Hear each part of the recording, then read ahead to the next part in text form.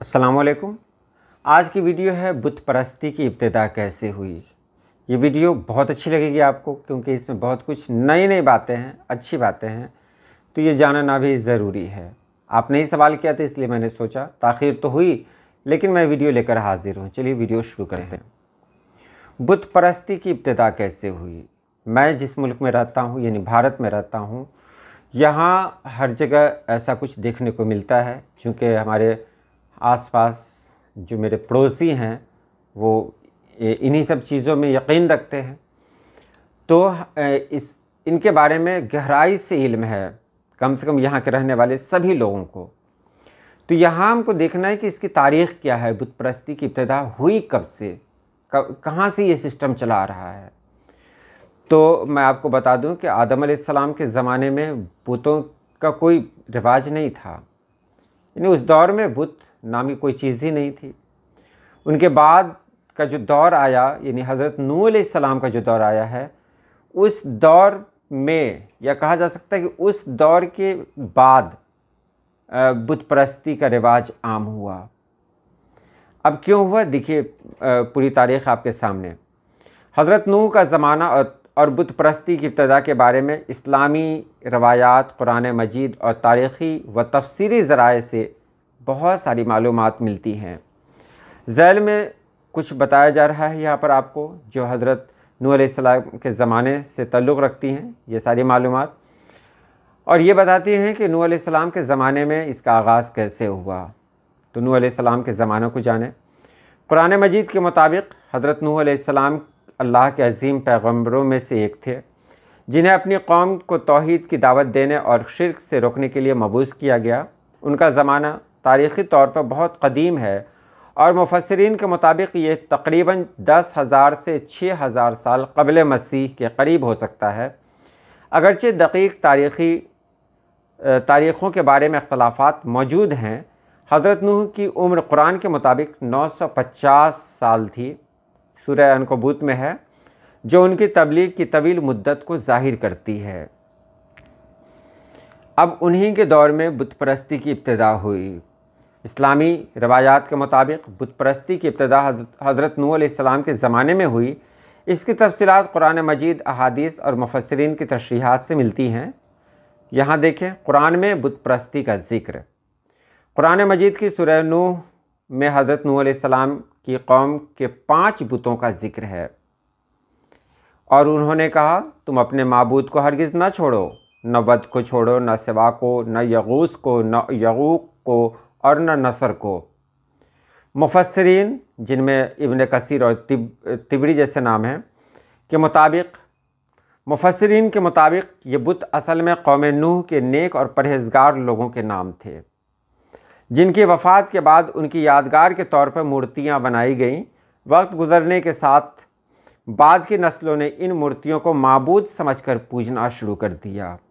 ये जो नाम 5 बताए गए, जो उस दौर के नेक लोगों के नाम थे, अच्छे लोगों के नाम थे। उनके दुनिया से रुखसत हो जाने के बाद उनकी मोहब्बत में, उनकी अक़ीदत में कुछ लोगों ने उनके जैसा कुछ बना दिया और यहीं से बुत परस्ती का आगाज़ हुआ।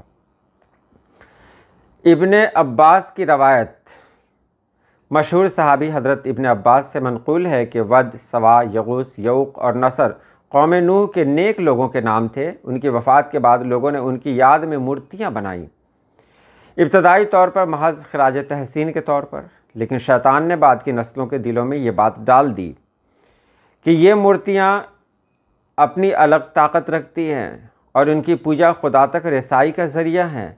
इसी तरह बुत परस्ती की इब्तिदा हुई। तफसीर इब्न कसीर में लिखा है कि ये मूर्तियाँ बनाने का अमल नेक नीयत से शुरू हुआ, लेकिन जहालत और शैतान के बहकावे ने इसे शिर्क में तब्दील कर दिया। ये बुत बाद में अरब के मुख्तलिफ़ कबाइल तक फैल गए। मिसाल के तौर पर कबीला कल्ब ने वद को पूजा, जबकि हमदान ने यऊक को अपना माबूद बनाया। अब सवाल उठता है कि बुत परस्ती की वजह क्या थी। तो बुत परस्ती की इब्तिदा के कई असबाब हो सकते हैं। नेक लोगों की ताज़ीम, कौम नूह ने अपने नेक लोगों की यादगार के तौर पर मूर्तियाँ बनाई। जो वक्त के साथ इबादत का हिस्सा बन गई। और दूसरा पॉइंट यह है कि जहालत का फैलाव। जब कोई नबी रहनुमाई के लिए न रहा तो लोग फितरी क़ुव्वतों या अलामतों को इलाही समझने लगे। तीसरा पॉइंट है शैतानी बहकावे का असर, यानी शैतान का असर। इस्लामी रवायात के मुताबिक शैतान ने लोगों को बहकाया वो मूर्तियों की पूजा करें, ये समझ करके कि ये उन्हें खुदा के करीब करेगी। अब आगे देखें, हज़रत नूह अलैहिस्सलाम ने अपनी कौम को बुत परस्ती से रोकने के लिए 950 साल तक तबलीग की। कुरान मजीद में उनकी दावत का जिक्र है। हमने नूह को उनकी कौम की तरफ भेजा, उन्होंने कहा, ऐ मेरी कौम, अल्लाह की बंदगी करो, उसके सिवा तुम्हारा कोई माबूद नहीं। उन्होंने अपनी कौम को शिर्क से मना किया और तौहीद की दावत दी, लेकिन कौम की अक्सरियत ने उनकी बात न मानी और बुत परस्ती पर कायम रही। नतीजतन अल्लाह ने तूफ़ान के ज़रिए काफिरों को हिलाक कर दिया। सूरह हूद में है। अगरचे इस्लामी रवायात हज़रत नूह अलैहिस्सलाम के ज़माने को बुत परस्ती की इब्तदा का नुक्ता करार देती हैं, लेकिन तारीख़ी और आसार क़दीमा के शवाहिद से पता चलता है कि बुत परस्ती मुख्तलिफ़ शक्लों में दीगर कदीम तहज़ीबों में भी मौजूद थी। जैसे वादी सिंध की तहज़ीब 2500 क़ब्ल मसीह। इस तहज़ीब से मिट्टी की मूर्तियाँ और अलामतें मिलती हैं जो मुमकिन तौर पर इबादत के लिए इस्तेमाल होती थीं। यह हज़रत नूह अलैहिस्सलाम के ज़माने से बाद की हो सकती हैं। मेसोपोटामिया, बाबल और सुमरी तहज़ीबों में भी देवताओं की मूर्तियाँ बनाई जाती थीं जो फितरी क़ुव्वतों या बादशाहों की अलामत होती थी। इस्लामी नुक्ता नज़र के मुताबिक हज़रत नूह का ज़माना बुत परस्ती की इब्तदाई नुक्ता है, क्योंकि ये वो दौर था जब इंसानियत ने पहली बार मुनज़्ज़म तौर पर शिर्क इख्तियार किया था। अब आखिरी में देख लें कुछ बुत परस्ती का जज़ीरे अरब में फैलाव। हज़रत नूह अलैहिस्सलाम के तूफ़ान के बाद बुत परस्ती के असरात जज़ीरे अरब तक पहुँचे।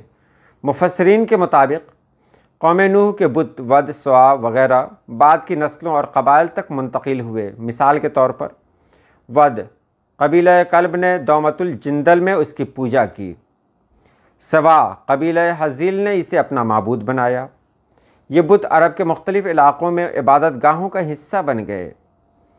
बाद में उमर बिन लही अल-ख़ज़ाई ने शाम से बुत हबल को मक्का लाया और उसे खाना काबा में नस्ब किया, जिससे जज़ीरा अरब में बुत परस्ती को मज़ीद फ़रोग़ मिला। यानी ख़ुलासा यही है कि इस्लामी रवायत के मुताबिक बुत परस्ती की इब्तिदा हज़रत नूह के ज़माने से हुई, जब उनकी कौम ने नेक लोगों वद, सवा, यसूक, यऊक, नसर की यादगार के तौर पर मूर्तियाँ बनाईं, जो बाद में शिर्क और बुत परस्ती में तब्दील हो गईं। ये अमल जहालत, शैतान के बहकावे और नेक शख्सियात की ताज़ीम की गलत शक्ल अख्तियार करने की वजह से फैला। हज़रत नूह अलैहिस्सलाम ने अपनी कौम को तौहीद की दावत दी, लेकिन अक्सरियत ने बुत परस्ती जारी रखी, जिसके नतीजे में अल्लाह ताला ने उन्हें तूफ़ान के ज़रिए हलाक कर दिया। तारीख़ी तौर पर बुत परस्ती की अलामतें दीगर कदीम तहज़ीबों में भी मिलती हैं, लेकिन इस्लामी नुक्ता नज़र इसे हज़रत नूह अलैहिस्सलाम के ज़माने से जोड़ता है। तो हमारे पास जब इतनी दलीलें हैं, जब कुरान पाक की दलील मौजूद है, तो हम बस यही जानते हैं कि हज़रत नूह अलैहिस्सलाम के ज़माने से ही बुत परस्ती की इब्तिदा हुई। चलिए आज के लिए इतना ही। अल्लाह पाक आप सभी लोगों को खुश रखे, आबाद रखे। अल्लाह हाफ़िज़।